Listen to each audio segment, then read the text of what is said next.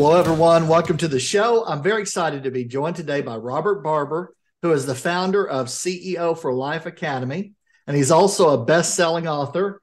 You know, it was great talking with Robert offline, and I learned we both have an engineering background. We both host podcasts, and we both migrated into business development for a big portion of our careers. What are the odds of that happening?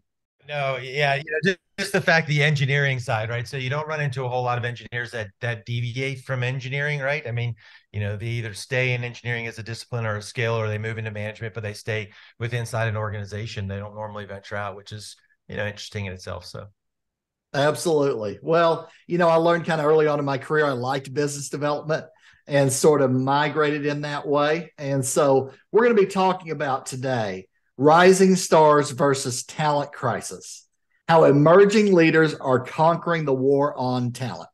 But just as a quick kickoff here, I'd like to thank our sponsor, Cyberfuels. If you'd like to reduce the amount of money you spend on fuel by 26 to 95 cents per gallon, along with getting better engine performance and lower emissions, please be sure and click on that link below. So, Robert, I was excited to have you on the show today, to talk about this timely topic. But first, I'd like to go back to the beginning. Can you tell us a little bit about your professional journey?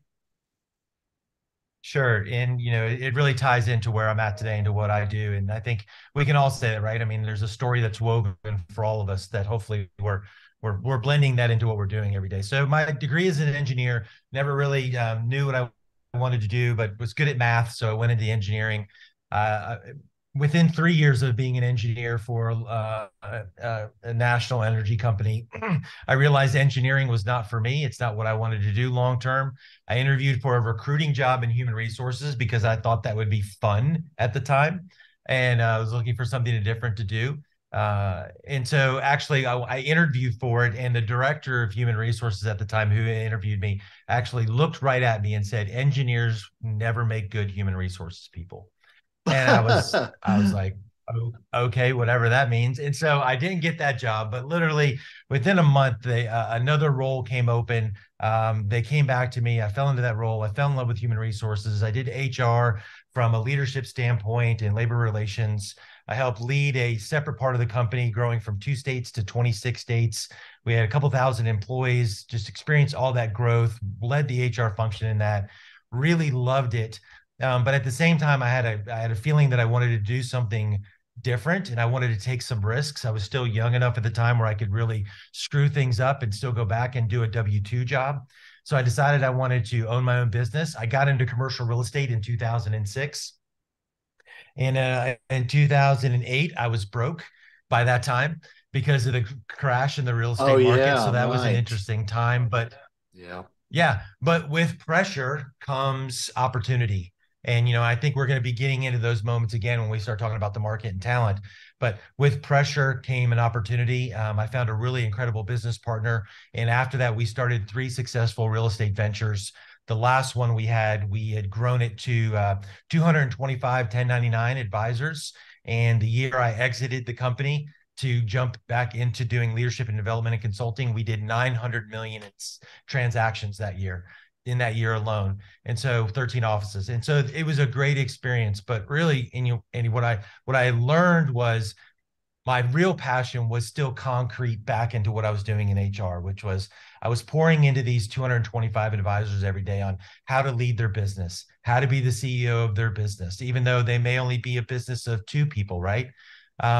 And so I really had a really affinity to that. And I said to myself, I wish I would have had somebody do this for me when I was with inside a W-2 environment, someone that could talk to me a little bit more and like bring out my 1099-ness and like, really, we call it entrepreneurial now, right? But I wish I had a little bit more of that. So that's a lot about what I focus on is how do we go back into the bricks and mortar companies that we have, they may be road or whatever, but how do we inject a little bit more 1099 into the W-2? And what does that look like from a leadership standpoint, a connection standpoint? So that's what led me to be sitting here and talking to you today. So here I am. Very good. And I've experienced some of that myself in my business, introducing 1099 Yeah. where it makes sense. And so I'm really interested to hear your insights about the market and so forth. Next thing I wanted to ask you about, though, what made you decide to write your book? Yeah, so it's a couple two good reasons, I guess. So going into leadership consulting and in development and coaching, there's a playbook out there. There's a lot of books out there that have these playbooks, and one of them specifically, oh, a lot of them actually, you should write a book, right? Because Right. most that's just part of the process, right? But really, there's a real good practical reason. And again, I go back to my engineering roots because I love process because process is a deliverable of probabilities and reduces risk to give results, right? And so when you write a book, you have to actually take what's in your head, you have to put it into paper, and then you have to give it to the world. And you better believe what comes out and goes on paper, because if you don't, the world will call you on your BS. And so writing a book is a really good way about taking what's in your head, getting it down into a way you can articulate it. Then you have to give it to the world, and you better be willing to back it up. So writing a book was it just was part of the process. At first, it was very much a just a checkbox, but in reality, I highly recommend anybody that has any thoughts that they're really passionate about, take the time to write it down and give it to the world. It's a magical thing. Right. Absolutely. And in terms of the work you do, what are some of the key challenges that you see companies facing today? Sure. So let's back up just a little bit. So I jumped into doing leadership development, training, and coaching in 2019, the end of 2019. And so right around launching my business, COVID happened, obviously, right? Right. And with COVID and the pandemic happening, I immediately shifted into not necessarily working with organizations, but really focused more on individual coaching and executive coaching, because that's where the need was, right? You should always be matching your business to where the pain is. And so going down that route. And so so basically 2020 and 2021 and part of 22, I spent a lot of time working with individuals, professionals.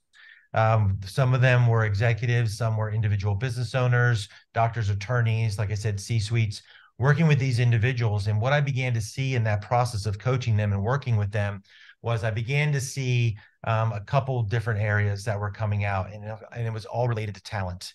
HR has done a really good job at being a risk manager, managing liabilities, keeping companies out with inside regulation and outside of trouble. But as far as really preparing companies to be prepared for what they were facing with the talent, I don't think anyone was really prepared for. So I saw that as really a need coming out of the discussions. And so that's where my focus is right now, is helping organizations around talent, but in a very particular way. And so this is the piece that's a little bit different, is the last 2 years, a ton of resources has been invested in acquiring talent, but there has not been equally enough in closing the back door.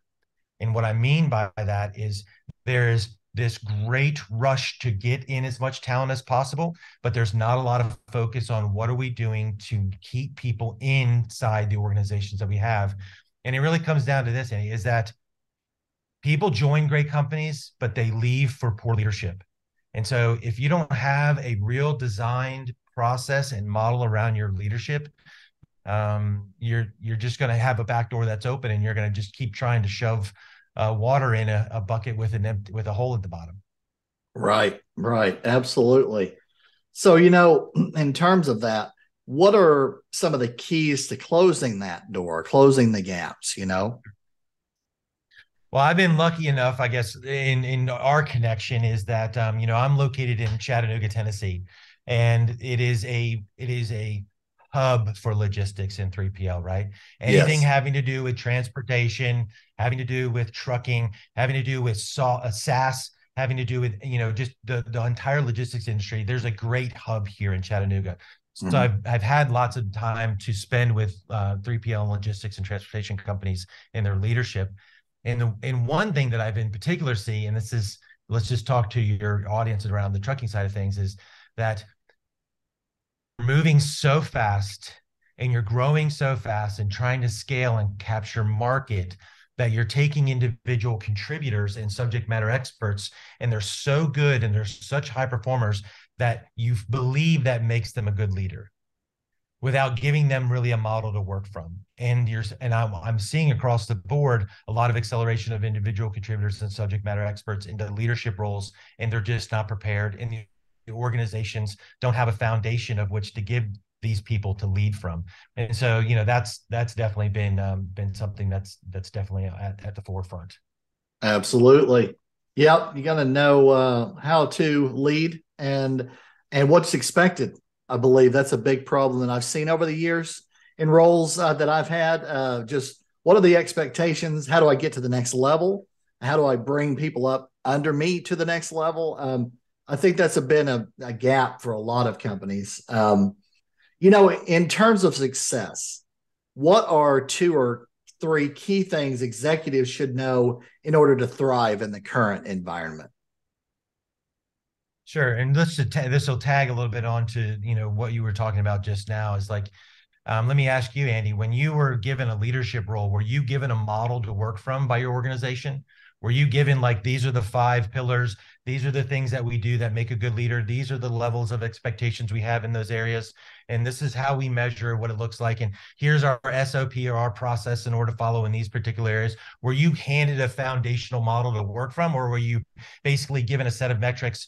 You need to go do this in terms of results because we need to get these results to make the company move forward. And you got to figure out the rest on your own. How did it work for you? Tell me a little bit about that.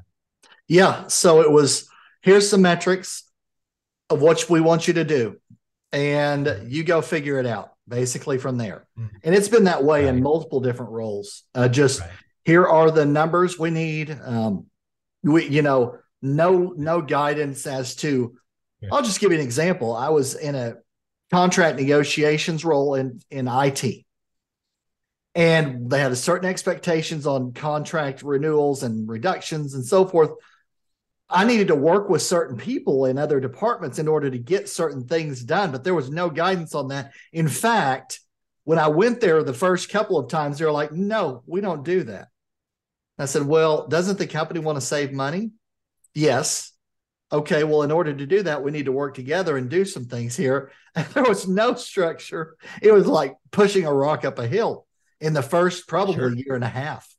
And then we Yeah. got our groove down of what we would do together. But that's a perfect example of if we'd have gone in saying, you work with these folks and all of you collectively do this to drive the company forward, but a totally different, atmosphere would have gone smoother and so forth. So yeah, I've lived it in multiple different roles, but there's an example for me. And, and because you have the technology side and you have an understanding of this, and you've done lots of change management, I'm sure, and a lot of installations of new systems and a lot of training, it's very natural to say, okay, we have a new system, right? We're putting a new system in place. Here are the processes. Here are the instructions. Here is the training. Here is the common language we're going to use, right? Here's what we Right. will measure success to look like. Here's your team. Here's the time we're going to give you in order to make the transition and to move into these sections. And we're going to do this together. Plus, we're going to give you some support, right? It's very natural to do that. But when we Right. put someone into a leadership role or we scale an organization, we don't spend time providing a foundational model to work from. And, again, the engineer side and the technical side that you and I share is that, culture, regardless, and this is kind of the human skill side of things, not the hardware side, is you don't have culture without process. And so that's where the foundation comes from. So if you're not giving leadership a process under which to manage and to work from, and have a common language to share with each other and to lock arms with the other leaders, you're not going to have culture around leadership. You're not going to be able to move in a way that's going to be increase your probability of success, reduce your risks. You're not going to be able to measure in a good way because no one's using the same measurements. And so it's really critical for an organization when they're looking at their leaders is, what is our foundational model to work from? What are those pillars that we're going to work from? What are the processes? What's the language look like? How are we going to set people up for success so we can measure something that's consistent across the board for everybody? It gets overlooked because, listen, I'm a results guy. Like, that is me. Like, I sit here and talk about human skills, and I talk about some of the softer side of things. But man, I'm all about measurement and results. You can bring measurement and results to leadership. You can do that, and you can bring it to culture too. Yeah. Absolutely. Yeah. And I think one of the big things that's missing in my career as I look back, there's no like pathway to get you to the next level either. You know, how would you become a director from a manager level or become a VP from a director level? And how would you bring people in under you to help the whole company move forward? Those things are just kind of just go figure it out. In fact, Yeah, that's a perfect segue. You know, you're talking about that. The other piece that I see, obviously, is a big piece that I'm working on right now is engagement. You know, we have this remote workforce, we have this flexibility that's desired. We have people that are working in all kinds of different environments, maybe in the office 2 days a week, three out, whatever. Connection and engagement is incredibly important, right? I mean, and through that is like if someone would have sat down with you and said, here's our vision, here's where we're going. I want you to embrace that, but to also tell me what is yours. Where mm-hmm. are you going? Where do you want it to go? And let's build that ladder together and let's continue to have a conversation of what that looks like. Now it may not be fast enough for you, and that's okay, but at least let's have a conversation and let's keep that going and let's keep giving you resources and opportunity to move you in that direction. You know, those are conversations that, again, there's not a model in place in most organizations. That is a process that managers are given in order to use in order to do those things. So yeah, that leadership development piece and that engagement piece is so critical right now. Absolutely. No doubt. And, a while back, I heard the number one need that we have as human beings is feeling appreciated when it comes to our work. And there is a lot of errors made on that front that to where you don't feel connected, you Yeah, don't feel yeah, appreciated. And for sure. I've done these exit interviews and they say, I had no idea. I had no idea you were unhappy. Right, I was right, like, well, right, I came right. to my immediate management and I told them, Yep. this, that, or the other thing. But anyways, there's just such a disconnect, unfortunately. Yeah. I think it's there's a statistic, there's like it's less than 30% of employees. This was a recent study done last year. I believe I have to go back, but give me a little leeway and grace on this. It's less than 30% of employees are receive meaningful feedback, at least once a week. And it's like 60%, or it's like I know it's 30% less than once a week, so just giving someone feedback once a week, only 1 out of 3 is doing it or getting it. Right. Absolutely. And what are the best ways for people to connect with you? Sure. LinkedIn's an easy way. I'm on LinkedIn quite often. It's a great resource. If you're not on LinkedIn as a professional right now, it's a tremendous resource. So I highly recommend it. Even as an executive, it's a great way to connect with people, to find resources, to find talent in order to have good discussions. People are willing to, they're willing to give you your time. So LinkedIn's a great way to connect. Absolutely. And this last question I ask all of my guests. What would you say as a final word of advice for our friends out there listening or watching today? I'm on this big thing right now, and so this also came from the last 2.5 years of coaching with some executives, and I'm actually writing another book on it right now, and it has to do with my coaching engagements. When I originally started out, were 12-week engagements, and so we would work 12 weeks together with a desired result or outcome we're trying to achieve, and it was awesome. We would always start out with so much energy. The client would be like, "This is the best. It's going to change my life, my professional career, my family. This is going to be amazing. I love it. Oh, and these are the things that I'm going to do, and this is going to happen if I do this, and oh man, look at this, and this happens." And about 6 weeks in, our meetings would start turning into, man, I have to do this, and I have to do that, and I have to do this, and I have to call this person, and they were moving into this I have to mindset. And what I want to just impress upon people, and I keep pushing on people right now, is like, no, you get to do this. Mm-hmm. That's what this is. This is your life. And like the book says, CEO for life, you are the CEO of your life. You're the person who gets to design your vision. You're the person who gets to design what failure and judgment looks like. You're the person who gets to design what success looks like. You're the person who gets to design what your shareholders look like.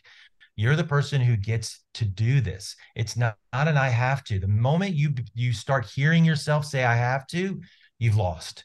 You get to do this. You get to be a part of whatever it is you've chosen to do as terms of your professional career and your life.